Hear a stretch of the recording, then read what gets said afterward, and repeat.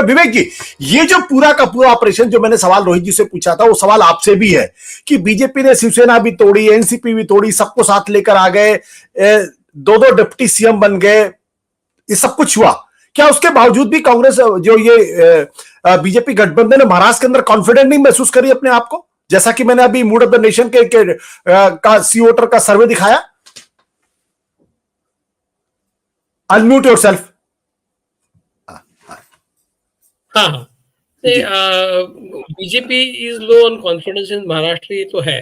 मतलब जितना विश्वास उनको काउ बेल्ट में है या फिर और कहीं है, उतना विश्वास उनको महाराष्ट्र के बारे में बिल्कुल नहीं है, ये बात सच है। और वो अपने मूड ऑफ द नेशन सर्वे का भी किया, उसमें भी वो कहीं ना कहीं महाविकास आघाड़ी से नीचे चल रहे हैं, उनकी सीटें कम हो रही है, इस तरह का एक नतीजा उस सर्वे से आया है।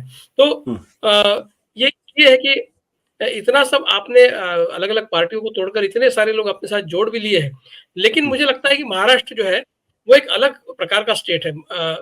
महाराष्ट्र में जो परसेप्शन की जब बात हो रही थी, तो परसेप्शन लोगों के बीच में क्या है बीजेपी के बारे में, ये महत्वपूर्ण सवाल है। बीजेपी की इमेज महाराष्ट्र में इतनी खराब हुई है, और महाराष्ट्र की राजनीति को बीजेपी ने पिछले 5 सालों में इतना विशिएट किया है, इतना खराब किया है। मतलब ये कोई, मैं किसी स्टेट से कंपेयर नहीं करना चाहता, लेकिन महाराष्ट्र में इस तरह की राजनीति कभी भी नहीं थी, जिस तरह की कई ऐसे राज्यों में पाई जाती है जहां पर यह आम सी बात है। महाराष्ट्र में इस तरह की गंदी राजनीति जो बीजेपी ने लाई है, एक परसेप्शन ये भी बना है कि ये महाराष्ट्र के खिलाफ एक जो गुजराती दो नेता है, वो एक तरह से महाराष्ट्र के खिलाफ किसी तरह का बदला लिया जा रहा है। वरना इतने सारे, आप देखिए, एकनाथ शिंदे जी के साथ 40 लोग आए, अजीत पवार जी के साथ 40 लोग आए, इतना बड़ा खेमा आने के बाद फिर भी आप देखिए मूड ऑफ द नेशन में क्या नतीजा आ रहा है। तो दो साल से म्युनिसिपल कॉर्पोरेशन की इलेक्शंस नहीं है, तो ये सारा जो है बीजेपी का आत्मविश्वास जो है बहुत कम चल रहा है महाराष्ट्र में, इसका ही पॉइंटर है। तो इसके चलते अभी कांग्रेस में फूट डालने के अलावा उनके पास और कोई चारा नहीं बचा है। जितनी ताकत वो अपोजिशन की कम की जाए, उतनी ताकत कम करने की कोशिश करेंगे। वो अपनी ताकत तो बढ़ा ही नहीं सक रहे, तो अपोजिशन की ताकत कम करके, मतलब अपनी रेशा बढ़ा नहीं सक रहे, दूसरे की रेशा कम कर रहे हैं, छोटी कर रहे हैं। वही तरीका वो महाराष्ट्र में अपना रहे हैं।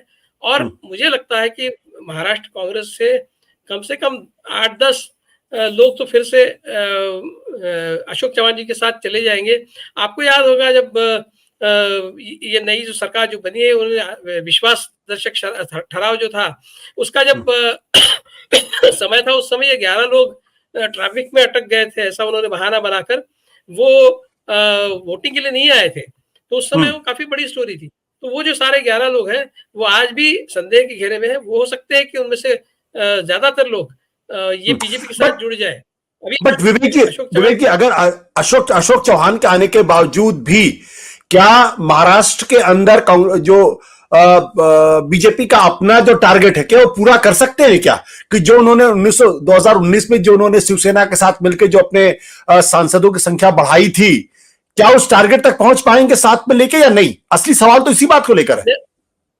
नहीं आशुतोष जी, मेरा व्यक्तिगत मत यह है कि बीजेपी ने अपने पैरों पर महाराष्ट्र में पूरी तरह से कुल्हाड़ी मारी है। 2019 में अगर वो शिवसेना के साथ सरकार बना लेते और 2.5 साल का मुख्यमंत्री पद का जो कुछ भी उनकी डिमांड थी वो एक्सेप्ट करते, तो आज बीजेपी बहुत अच्छी स्थिति में महाराष्ट्र में होती। लेकिन बीजेपी ने जिस तरह की राजनीति खेली है वो महाराष्ट्र में बिल्कुल भी उनके काम नहीं आई है। बार बार उनको सोमरसॉल्ट करना पड़ रहा है, और जिस तरह के बयानात वो इन लीडरों के बारे में देते आ रहे हैं जिनको अभी पार्टी में ले रहे हैं, वो सारा जो परसेप्शन का खेल है वो बीजेपी के खिलाफ चला गया है। इसलिए मुझे लगता है कि महाराष्ट्र में बीजेपी पूरी तरह से संवर जाएगी। जितनी सीटें उनको 2019 में मिली थी उतनी सीटें मिलने की पॉसिबिलिटी आने वाले 2 महीनों में कतई नहीं बनेगी, ऐसा लगता है। हो सकता है कि थोड़ा सा ग्राउंड कवर कर ले और जो आपने मूड ऑफ द नेशन की बात की उससे ज्यादा थोड़ी बहुत सीटें उनको मिल जाए, लेकिन उस लेवल तक वो 2019 के लेवल तक वो पहुंच नहीं पाएंगे। इस तरह की आज महाराष्ट्र की स्थिति है। और दूसरा जो फैक्टर महाराष्ट्र में महत्वपूर्ण है, जो मराठा ओबीसी वाला जो फैक्टर है, वो अभी बहुत फ्लूइड है।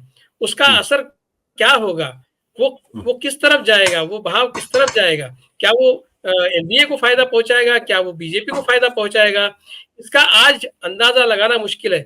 वो एक फैक्टर जो है उसका अंदाजा लगाना मुश्किल होने की वजह से भी बीजेपी मेरे ख्याल से अभी असमंजस की स्थिति में है और ठीक है। क्या कहते हैं उसको कि it's a point of no return now for BJP as far as OBC और मराठा इज कंसर्न। 2 महीने में वो कुछ भी उसका हल निकाल नहीं सकते और कहीं ना कहीं already the die is cast.